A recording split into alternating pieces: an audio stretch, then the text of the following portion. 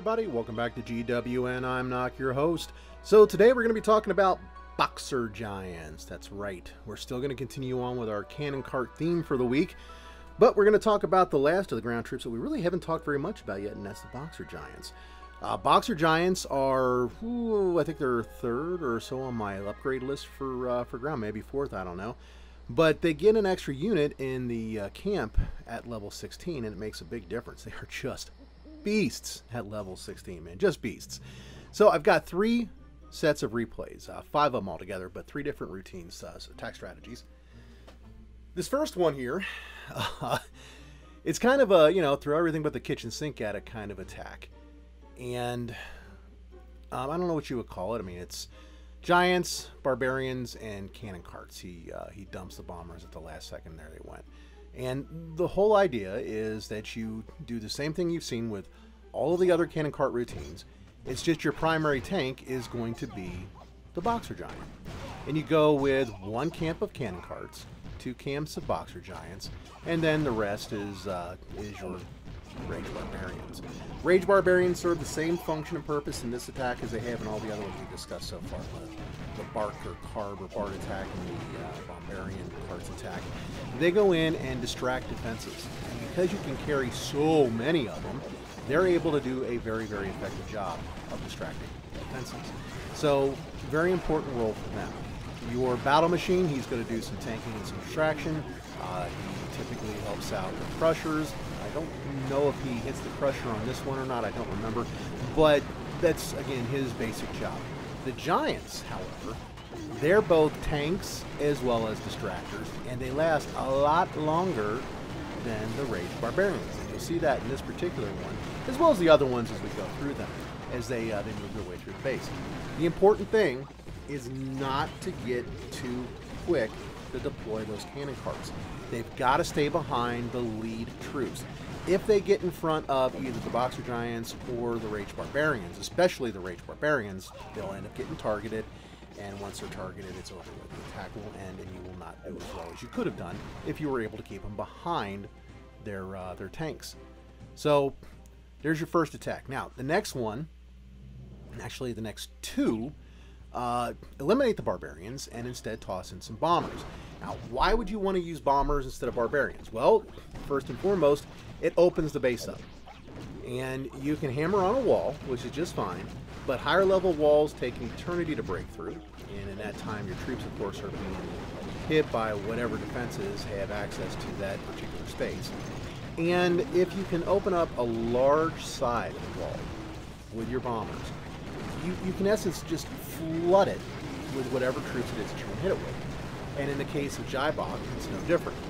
Your cannon carts come in behind the giants. You slowly send in the giants, and they're fairly slow walking anyway, but you send them in so that they will continually replace each other and draw the fire of all the defenses. As long as the cannon carts stay behind them, again as a ranged attacker, they'll do just fine. And that's exactly what they do here. It's what they're going to do in the next one. They're going to slowly but surely work their way through behind the boxer giants. The boxer giants get targeted by all the defenses, and before you know it, you're down to just a few defenses that are left. Maybe just a couple of junk buildings like the storages and collectors and the clock tower and gem mine, things like that. And that's pretty much how you end up pulling a 3-star using GiBoCC. This is a great strategy to use. It works actually at Builder Hall 7 as well. Not as well as it does at Builder Hall 8, because obviously we have the additional camp and you get additional units on both giants and carts at Builder Hall 8. But still, it's a really good sound strategy that can use. Now here's another replay, a little bit different kind of base here. This one was from my time down with Oz Builders, and some of these more elongated bases, they seem like they might be harder to hit, but they're really not if you're able to figure out the right flow for your troops. In this particular case, you can see that the attack comes up from the south of the, I guess really it's more the southeast of the base, and just slowly but surely pumps right on through into the middle. By the time he gets to the middle, he's going to end up losing some of his troops to those crushers, but he's got all of his cannon carts there to take the crushers down. So he's able to salvage the attack and continue to pulse through the base using his Boxer Giants as the forward attack, and then his cannon carts bringing up the rear and taking out the buildings. Take note of this. He's already at, what, 80%? Yeah, 80%. Most of that was actually done with the Boxer Giants and the cannon carts. Battle Machine's on the outside working his way around. So the power of this attack comes from keeping your cannon carts alive. Again, just like all the other cannon cart strategies that we've talked about this week. The last two replays that I've got, what would we call these? I guess they're just Gi-carts, maybe? I don't know. It's just giants and cannon carts. And this is really, it's the same as a GiBoCC, but without the bombers. And you'll notice that these bases, instead of clearing walls with the bombers, you do the exact same thing you do on a GiBoCC, but you start off by either using the inlets that are on the sides of the base, or by having the giants break the hole in the wall. And it can work either way. I mean, it works either way. It works just fine. It just depends on how much time it takes and what level of wall you're doing, and I guess really how patient you are with the attack. Now, these cannon carts have been absolutely positively ripping it up at Builder Hall 8. I mean, I'm talking all up and down, probably as low as 3,500.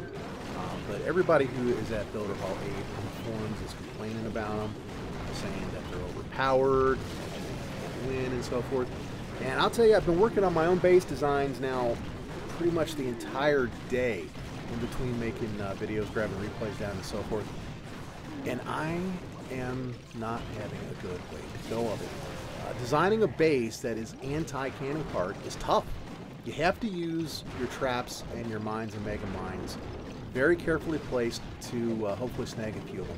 But the problem you run into is that whatever the forward attacking force is, whether it's the Rage Barbarians and a Bombarian card and a Bark, or it is the Giants and one of these that we're talking about today, whichever forward attacking force comes in, they tend to trip the traps and the mines.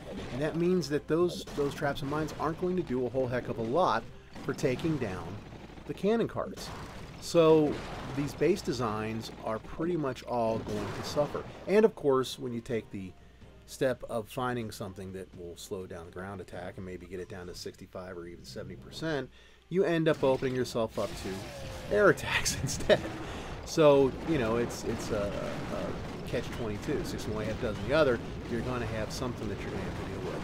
Now, I think that this is going to ease up a little bit later on in the game as you start seeing more and more defenses get maxed, and as we have some time to come up with some anti-cannon cart, I guess we'll just call it tech, but some base designs that have some anti-cannon cart techniques built into them. Until then, though, this is the meta, guys. This is how it's going to run, and you really want to learn how to do these attacks. And these big box bases that are open, like this one here, they're very, very vulnerable to cannon carts. And as long as the cannon carts have a tank in front of them, whether it's the Giants or the P.E.K.K.A.s or whatever, they're going to be able to just roll right through the middle of the base until there's nothing left, like you see here, and then take out the last few buildings around the edges, and they're all done. These attacks are very powerful, and they are not going anywhere. So, there we have it. Some Boxer Giants attacks along with the cannon cart. I think the Boxer Giant is a great troop at level 16. I cannot wait until I have some of my other troops upgraded so I can work on him. I'm looking forward to the Boxer Giant with the Night Witch because I think that is going to be a fun combo. Working on Night Witch is next, so we're getting there. Just 2 more to go. Almost there. At any rate, thanks for sticking around to the end of the video, and I will be back in another day or so with more Clash of Clans builder base attacks. Thanks a lot. Take care and keep on clashing. Bye-bye.